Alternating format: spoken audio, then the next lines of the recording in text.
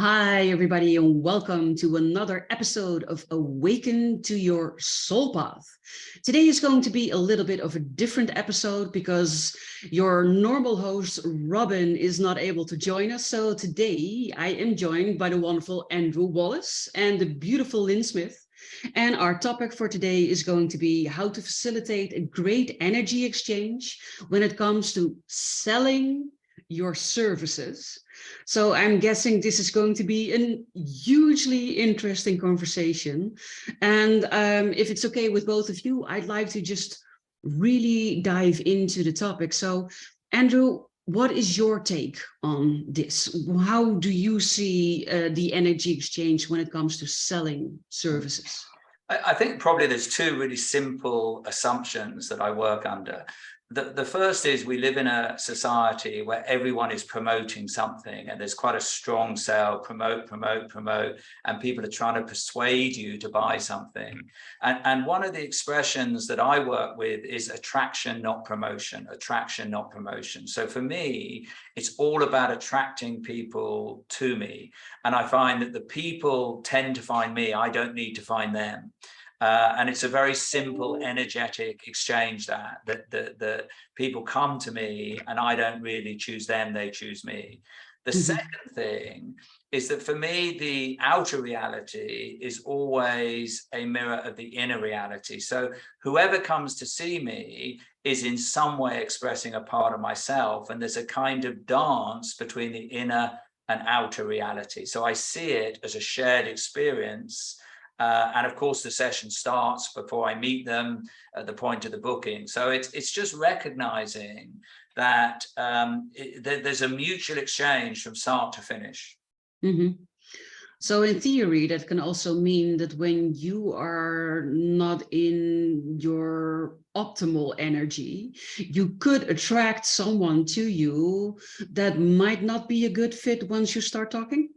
Well, I would say if I'm not in my optimal energy and I attract someone who's not in optimal energy, that's a great fit. Or it's like it's seeing that to me that the mind tends to get preoccupied with right or wrong or good or bad or that kind of polarity. But really, whoever's in front of me is meant to be there. I'm meant to be sitting with them, and it's just waiting to see what arises. And as we all know, very often the presenting issue, the reason people think they're coming is not the real issue. So it's just being willing to explore and being willing to explore from a place of equality and recognizing that they're manifesting something in me and I'm manifesting something in them, and trying to explore that through the experience and training that I've had.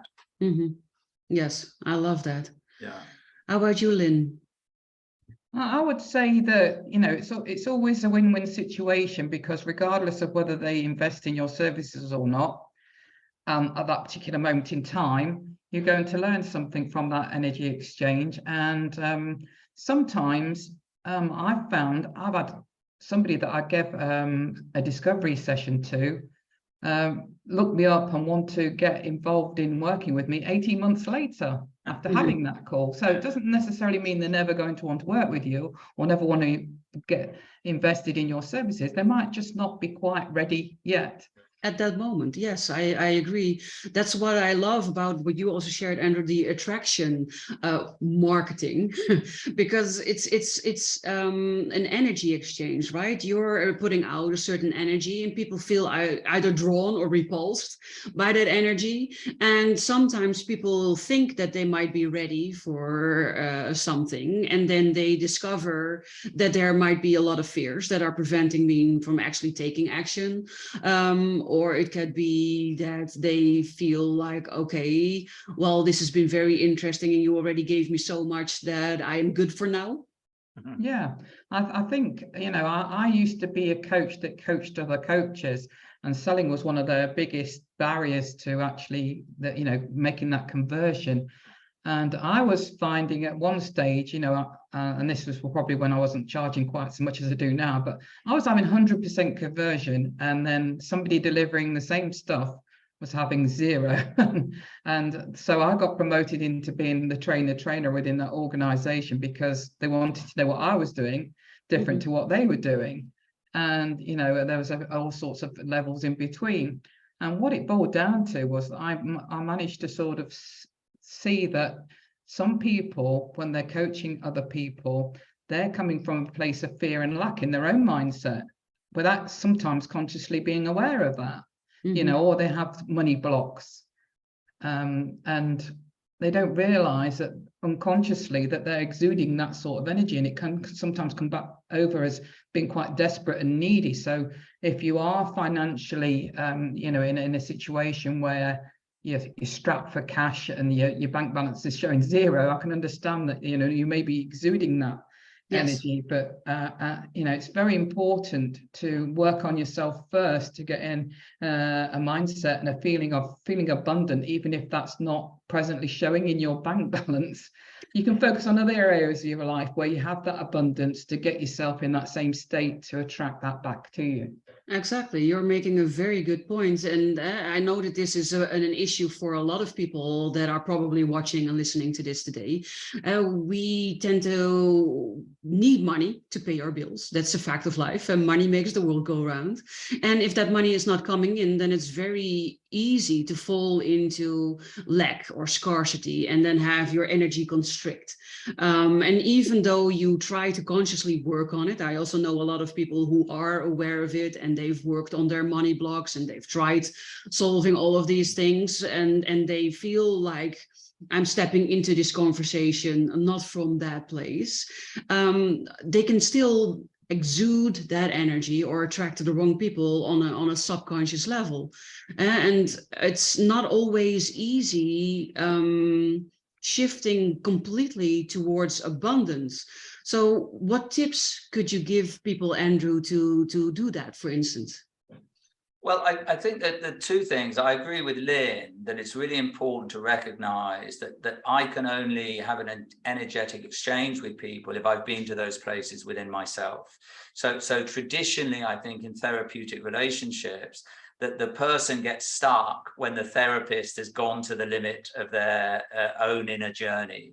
So I think it's always having the humility to recognize that we're all works in progress. And again, part of the exchange is being shown parts in myself that need further development. And I think for me, the whole thing of, you know, Lynn touched on this thing of lack. Basically, we live in a society that is rooted in lack. Lack is the dominant energy on the planet. So most of us have been exposed to that kind of thinking time and time again. And a lot of the solutions we found to that are being driven by the sense of lack. So I've known people with, you know, hundreds of millions of pounds in the bank, and they're still being driven by lack. So it's not necessarily how much money we've got. It's finding a place within us that is abundant. Mm-hmm. And, you know, in the West, we have a very narrow understanding of abundance. We tend to equate abundance with wealth, whereas in the East, they tend to think of abundance as health and well-being and family and everything else. So for me, it's always going inside and discovering the layers of resistance or the layers of lack until we hit the inner abundance. Because if we spend enough time in silence, or if we spend enough time working through, each one of us on the inside has this reservoir, this ocean of abundance. And it's just a question of being willing to take the time to sit with that and find it within ourselves. And once we find it within ourselves, then the outer aligns with that very, very easily. Yes, I agree with you. We are all connected to source, and source per definition is abundant. Exactly. So that means we are abundant, but really we just got separated from that feeling. Often people say we are soul having a human experience, but a lot of us are not aware that we are a soul having a human experience, and we get caught up into the nitty-gritty day-to-day details of our lives that might not be as abundant as we would like them to be. So what tips could you give people, Lynn, to tap into that inner abundance? I think take money out the equation. If you know you've got blocks around money, focus on areas of your life where you can get in an abundant state where you do feel, a sense of well-being around it. So become very general about, I've got an abundance of air I'm breathing in. I've got plenty of food in my cupboard. And it's just about getting into that vibration of abundance. As I say, take money out of the equation and just focus on things that you can feel abundant about. You might have a great relationship that you feel very blessed to have. And it's getting yourself in that well-being state, and it's all about, like Andrew said, not have any resistance. So if you've got, when you talk about money, there's resistance there, then take it out of the equation and focus on things in your life that you can get yourself into a high vibration about, but generalize it around other areas that don't necessarily, as I say, have you focused on money. Because if we are focused on money and we do have that lack around it, without sometimes, as I say, even being conscious of it, that's going to bring up resistance, which then brings you more of what you don't want, which is the lack. Yes, you're absolutely right. But the resistance part is often the most difficult thing to navigate, right? It becomes, if it starts with becoming aware that you have resistance, but even if you are aware of resistance, a lot of people then don't know what to do with it. One of the things that I love doing is I love going out in nature and going for a walk every day. And then I just look at the abundance that's all around me. There's always an abundance of grass, or an abundance of leaves, or an abundance of flowers, or an abundance of, well, sunshine or snow. We had snow this week. But there's always abundance to be found all around us if we train ourselves to look for it. So if people are running into resistance, let's say they've already done a lot of inner work and they've identified money blocks and they've worked on it, but it's still not giving them the desired results. I think we're too eager to sometimes want it now. We're in this generation of instant gratification, aren't we? And I think sometimes there is a bit of lag time. So even though you might now, having done work on yourself, be in a state where you're feeling that abundance and you're regularly maintaining that vibration, sometimes there is still going to be that lag time between what is your current reality, versus what is your future soon reality. Mm-hmm. And it's understanding, it's coming, it's on its way. And so a block could actually be that you are expecting immediate results based off of the work that you're doing, and then you fall into disappointment when the immediate results are not coming, basically blocking yourself again. Yes. Yeah.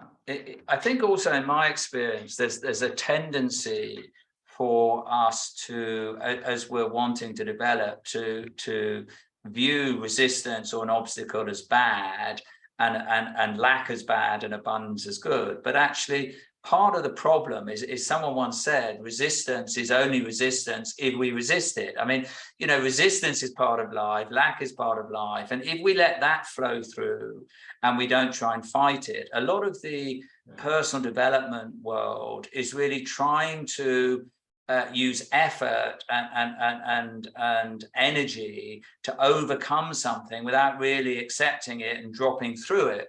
So in a way, all life is polarity. You can't have abundance without lack. You can't have beauty without ugliness. And it's understanding that one of the ways to abundance is just acceptance of everything that is. Mm-hmm. And in that acceptance, like in nature, as we've said, there is abundance all around us. And it's just understanding we don't have to fight it. If you set up the dynamic of fighting something because you think it's negative, you tend to feed it. So actually, it's just really surrendering to what is and just allowing the abundance to flow around you, not trying to fight it. Mm-hmm. I completely agree with you, but I've also had a lot of people tell me, well, that's very easily said, but how do I do that? Yeah. So for me, it's very simply by encouraging myself to sit with whether it's an uncomfortable feeling or a feeling of lack. Of course, anxiety arises, discomfort arises, a feeling of lack arises. And one of the things I've said for a long time now is, anxiety is not a problem. And jealousy is not a problem. Depression is not a problem. Not wanting anxiety is a big problem, or not wanting jealousy. And it's the not wanting it that creates the problem. If we could just allow whatever is here now to arise, it would pass through very quickly. So it's training ourselves not to resist what is here now. Mm-hmm. And if there's some fear here now, just allow the fear and it passes through, and then it subsides again. And it's difficult to do that because we're so used to wanting to push it away. Yes, I agree. We sort of basically need to go into bird's eye mode and then look at ourselves and then think, oh, we're experiencing fear at the moment. That is interesting. Yeah. Well, what happens if I just let the fear be there? Yeah. And what happens if I maybe start talking to my fear, or if I just hugged it but allowed it to be there instead of needing to find the cause of the fear? Where does it come from? How can I battle it? How can I fight it? How can I make it go away? Which are all resistance states instead of allowing an emotion to pass through us, right? Yeah. Yeah, because if we allow it to pass through us, we're going to work through it a lot quicker. Like Andrew said, we're not going to give it the focus and attention it needs. By resisting, we're giving it the attention and the focus, and therefore attracting more of what we don't want. Exactly. And allowing and acceptance are very expansive. The energetics of acceptance, we all talk a lot about acceptance, and acceptance to me is very closely aligned with love. They're almost identical. That acceptance is just, if I could accept everything in myself in every given moment, I would accept everything else on the planet, in you and everyone else. So it's that acceptance expands out. The universe is accepting, nature is accepting. And I hear a lot of people over the years talking about acceptance, and they're really talking about resignation.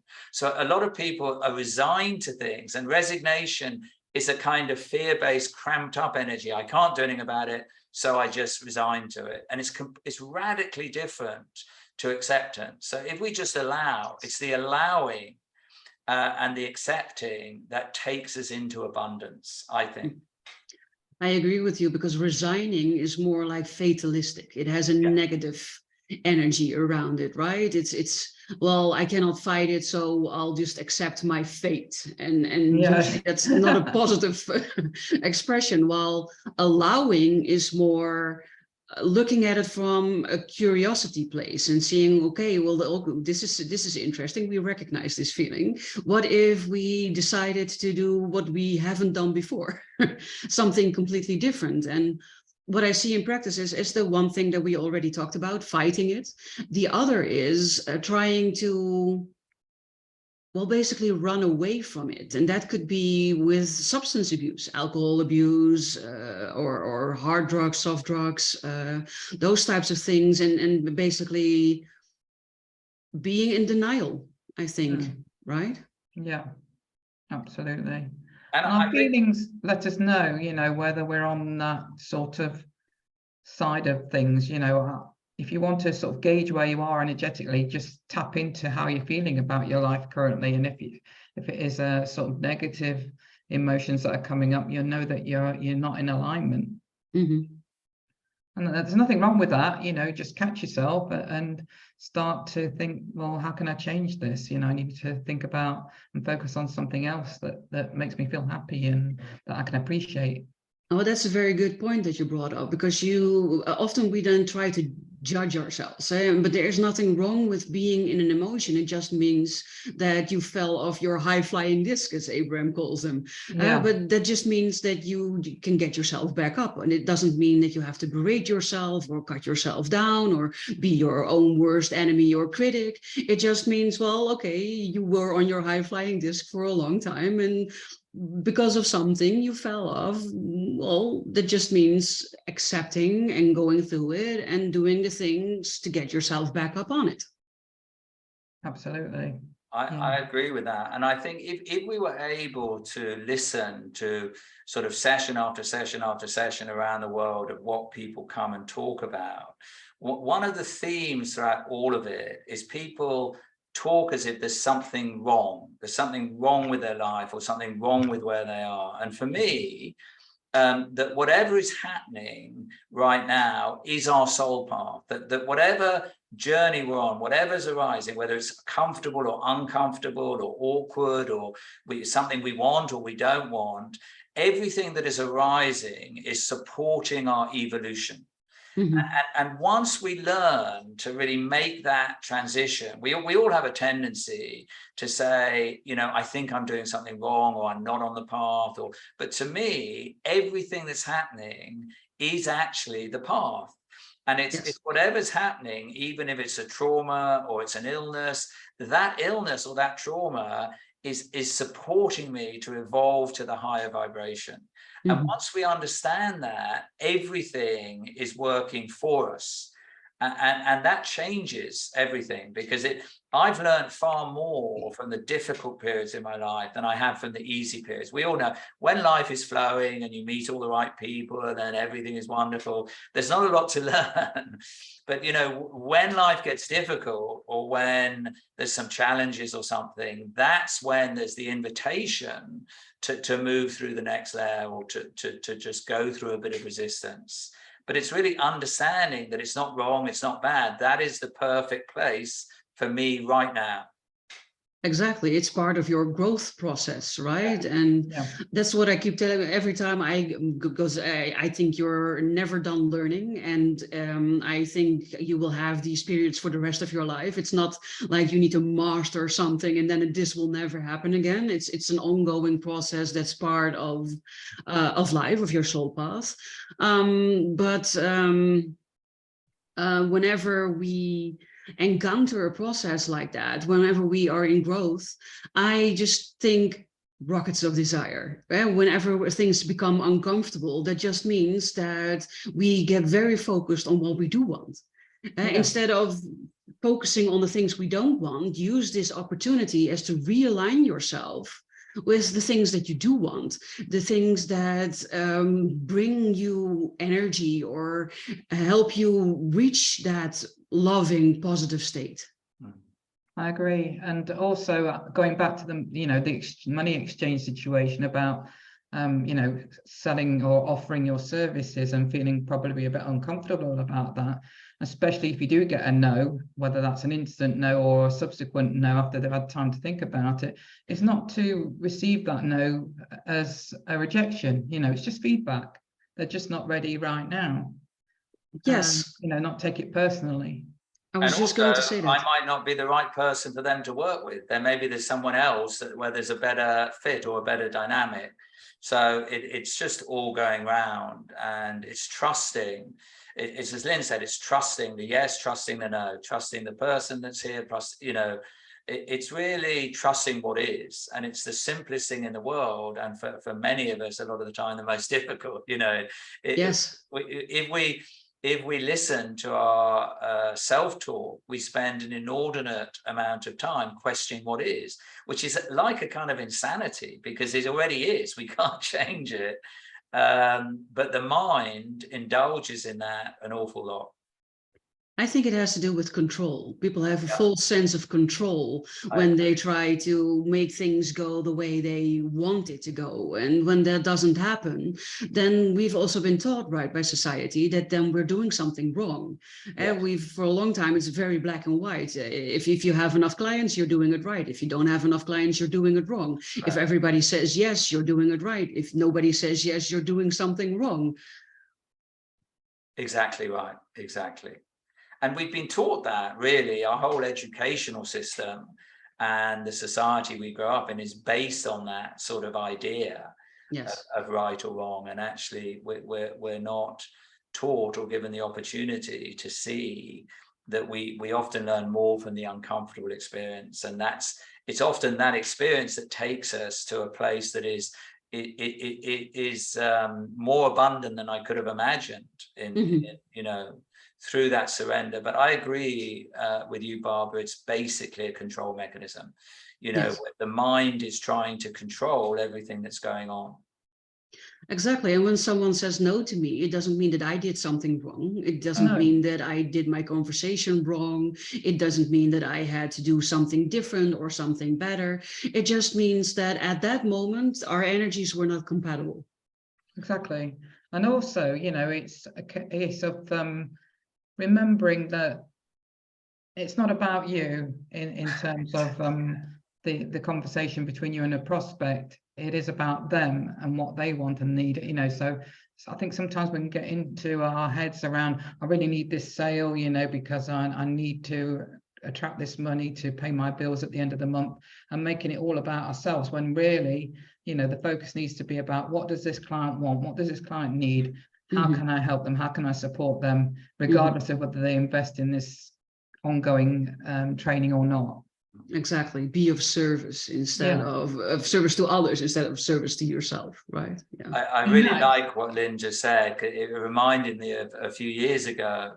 I had another understanding, a deeper layer of, you know, we've all in different ways, we get a lot of idealized projection where people write emails and they say, oh, you're amazing. You know, we've had this great shift. And now I just say, it's got nothing to do with me, that you were right. And it's all to do with you. It's nothing to do with me. And some people make me look like a genius, and other people make me look absolutely stupid, and that's fine. But it's nothing to do with me. I'm just sitting there like the soil. People are either ready or they're not. They either want to make the shift or they don't. Exactly. In a way, there's not a huge amount I can do other than to just be in presence and be the invitation. It's really down to them. And when people really fundamentally change their lives, I try to give them an understanding that that is all about them and nothing to do with me. Exactly.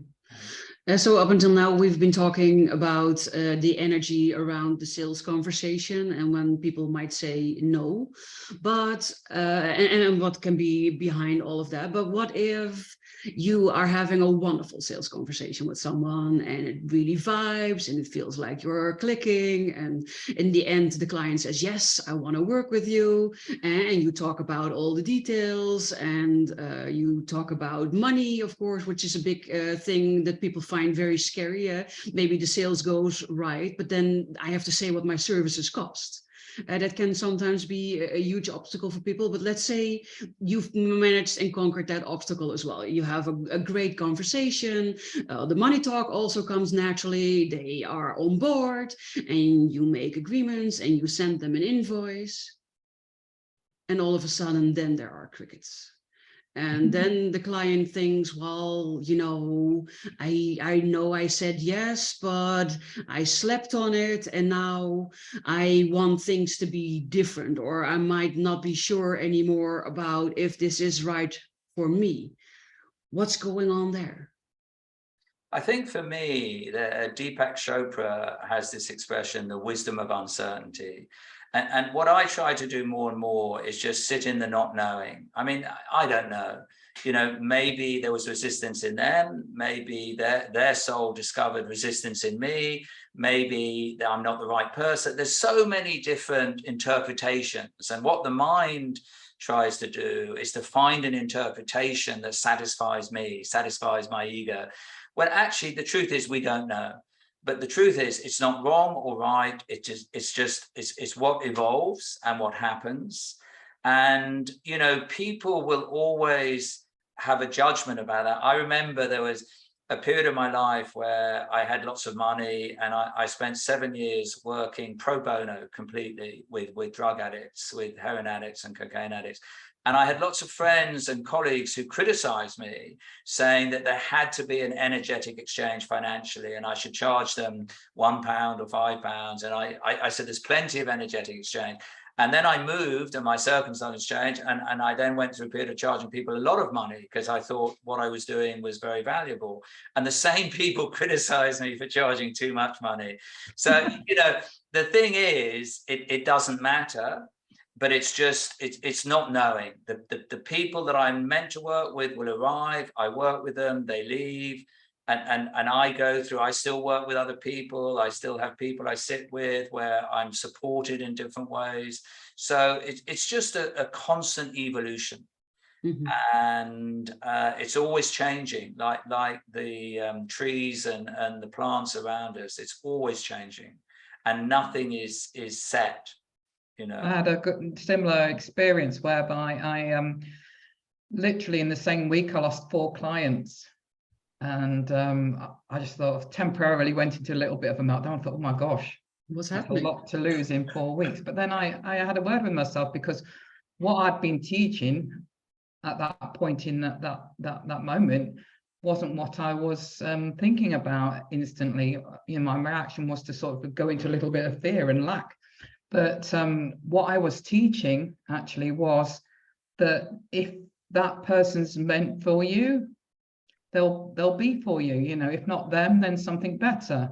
You know, and same in relationships. If not them, then something better. Same with job interviews. If not that job, then something better.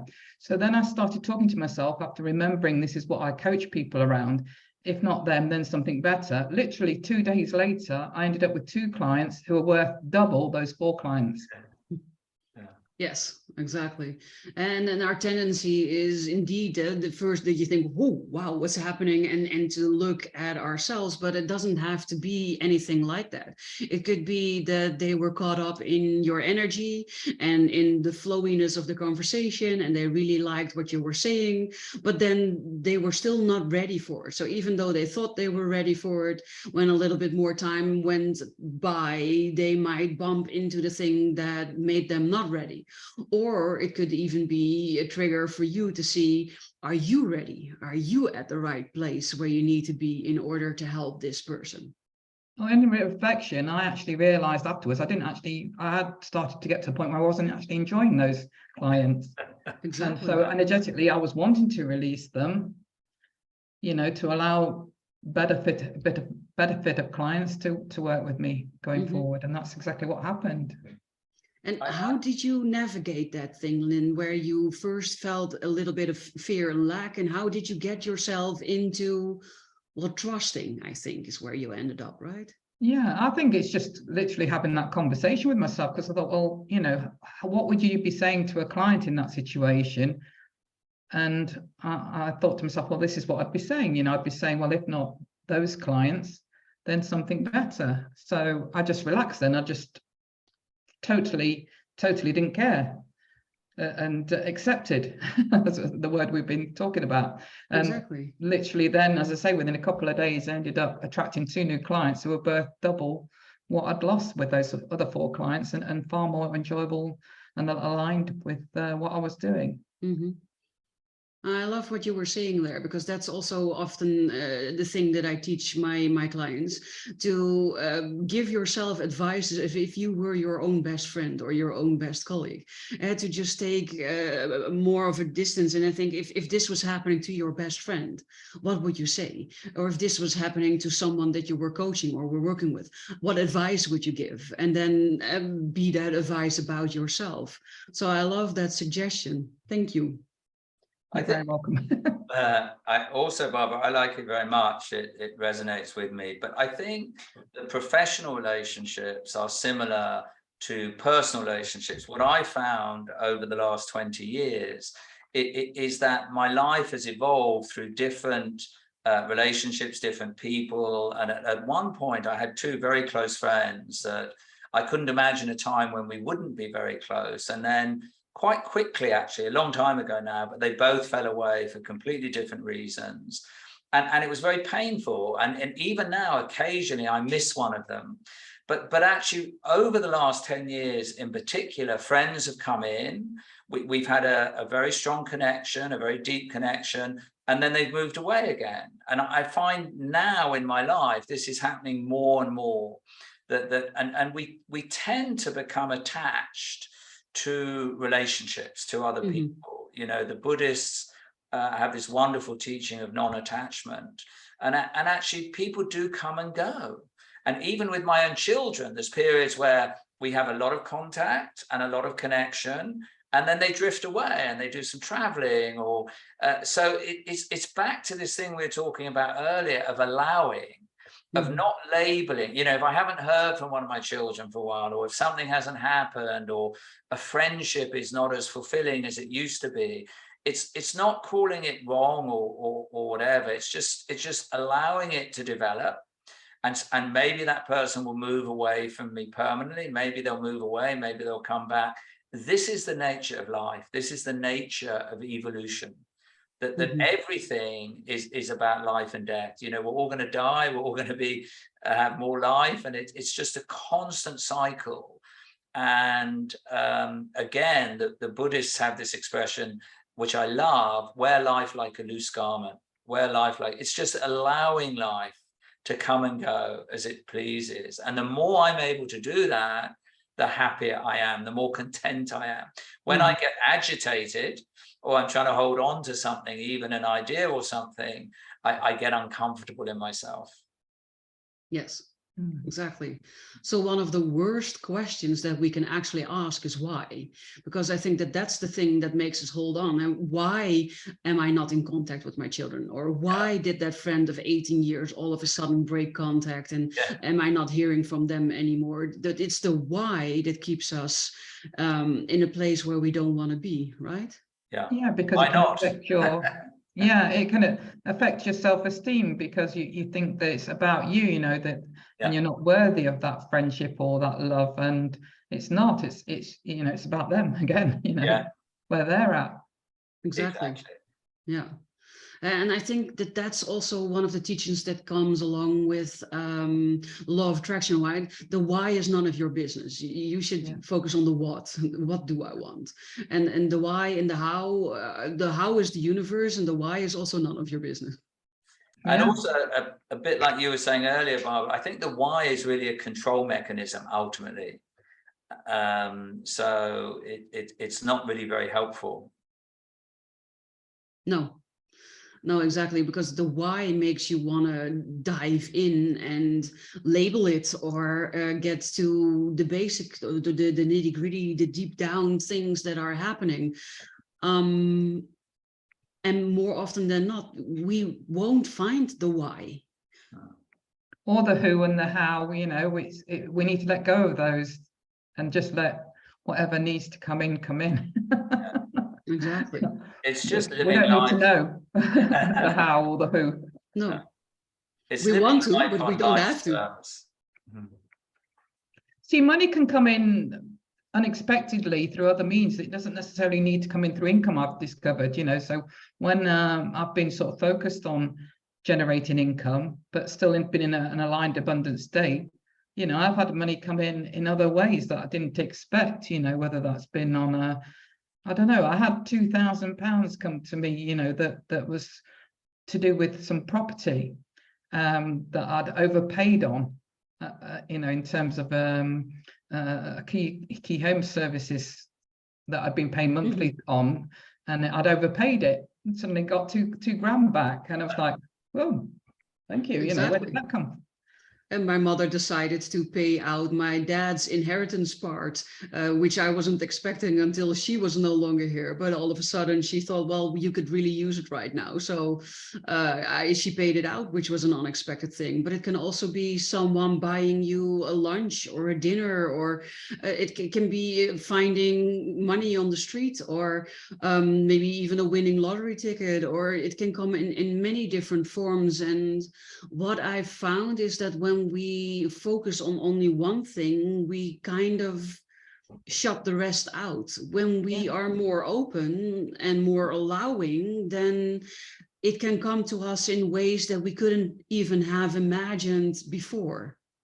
I manifested a car recently that I don't even own, or the only thing I put in is petrol, but I don't own it. I don't rent it. But one of my friends locally knew that I wanted a car. He says, oh, I've got one spare that's not being used, and he owns an estate agent. It's got all these logos all over it. He says, I don't use it, you have it. It's like, see, thank you, that's awesome. Yeah, I don't pay anything for it other than put the fuel in. I love it. So if we then circle back to our topic, how to facilitate a great energy exchange when it comes to selling our services. how do we do that? What are some best practices that we can do when we go into a sales conversation, for instance, or what you talked about, Andrew, with attraction marketing? What would be some good practices to facilitate the great energy exchange? So I think for me, and you know, lots of people have said this in lots of different ways, but it's really, really simple. To me, it all starts with silence and stillness. So, you know, we all have different lives and we all create space and silence in different ways. But I start every day with a period of silence, and I finish every day with a period of silence. Now, the silence for some people can be very busy, and I'm not talking about formal meditation. I'm just talking about creating space, creating time away from a computer, away from a phone, and just being still.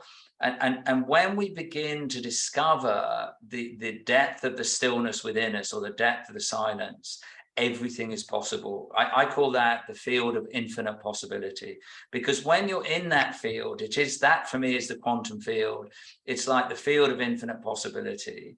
And when we're in that field, everything can be created, but it's being willing to sit in that space and to trust, like Lynn was just sharing. I love those experiences about the car, the 2000. That's how life works. But the prerequisite is to stop trying to make it happen. We live in a society where we're all taught effort, doing. Just do you know, it, Nike. Yeah, you'll do it. We can make it happen. And actually, you know, what we're saying, attraction, rather than the promotion, is the opposite.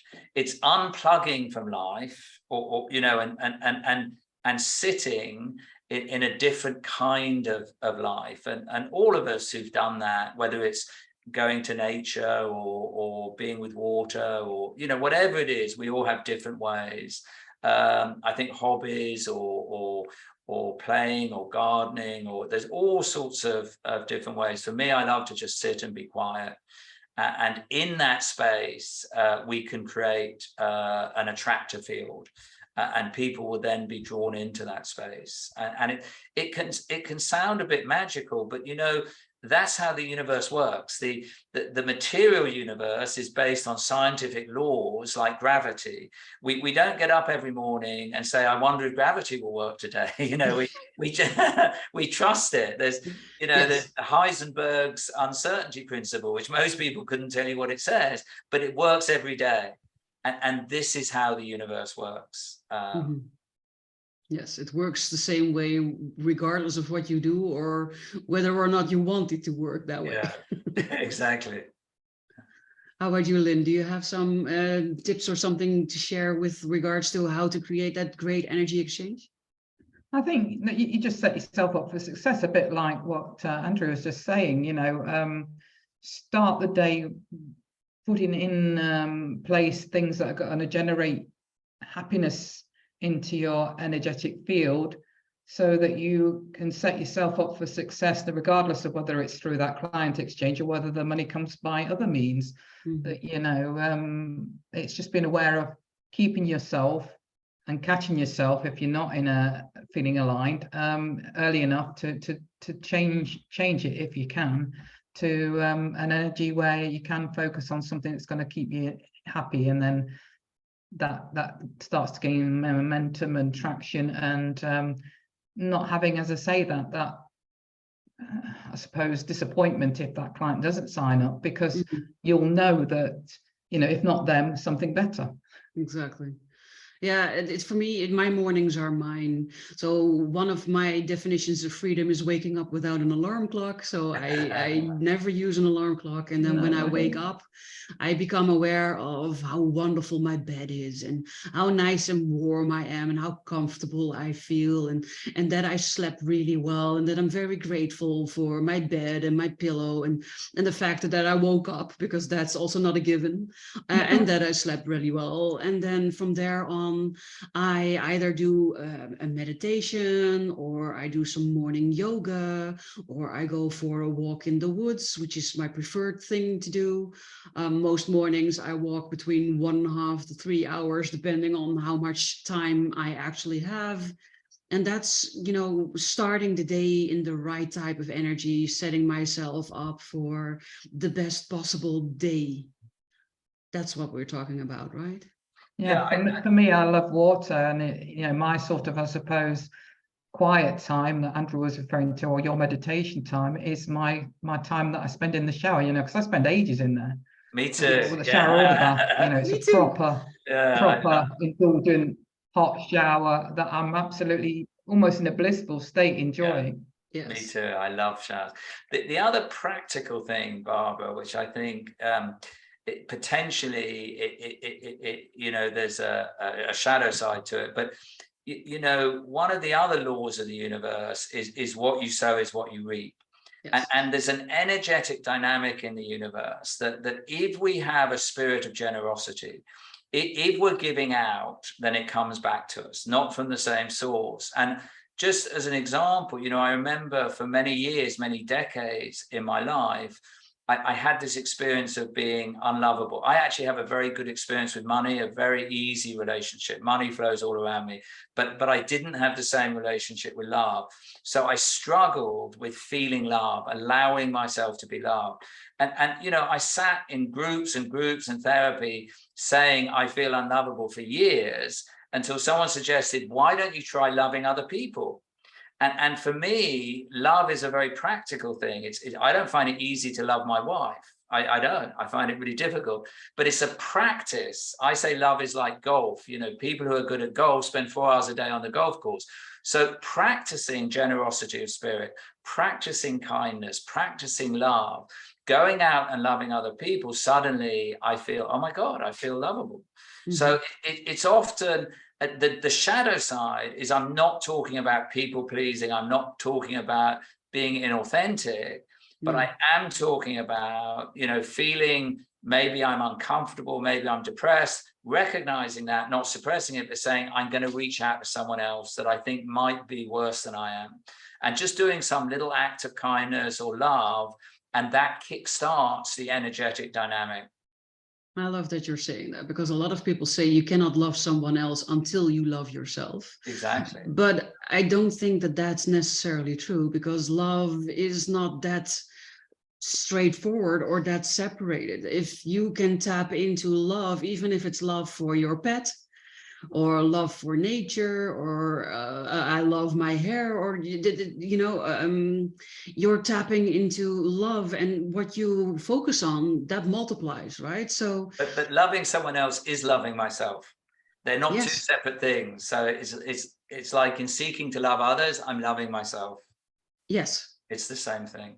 Exactly. And I think that that's a very good point to make, because oftentimes it's being projected as two different things, where one needs to have happened in order to have the other one happen, which is definitely not true. Love is in many different forms, and it's about the energy of love in whatever form you are able to give or receive it at that moment.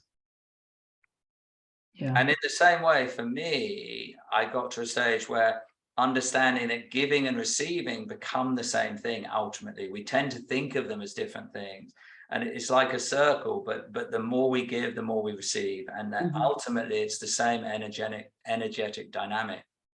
Yes, I love it. Yeah. Oh, I've really enjoyed our talk today. I think we hit on some very important points, or not some, a lot of very important points. And I love when you are watching or listening to this, if you would give us a like, or maybe even a comment, ask all of your questions. I can also imagine that you might want to know, how can I contact Andrew, or how can I contact Lynn? So Andrew, how can people reach you? What would be the best way? Probably my website, andrew@andrewwallace.org, andrew@andrewwallace.org. Perfect. And you, Lynn? Yeah, for me, it'd probably be via Facebook. I'm quite active on Facebook on my profile, and it's Lynn, just with one N, life coach. Perfect. I'll make sure that the links to contact both Lynn and Andrew are also in the show notes of this episode, so that you have absolutely no difficulty in contacting them if you felt inspired, or if you want to know more, or if you just want to have a chat. I, for one, offer a free coffee chat, so I'll make sure that that link is also in the show notes, and I'd love it if you would reach out and, well, just have a chat. So if you book a virtual coffee chat, I'll make sure to put on the virtual coffee maker. And I thank both of you for being here today for this wonderful chat, and for, well, all the nuggets of wisdom that you shared with everybody. It's been an absolute pleasure.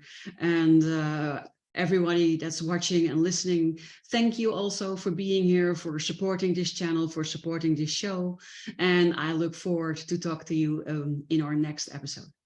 Thank you. Thank you, Barbara. Thank you, Lynn. Really lovely. Enjoyed it very much. Me too. Bye, everybody. Bye-bye.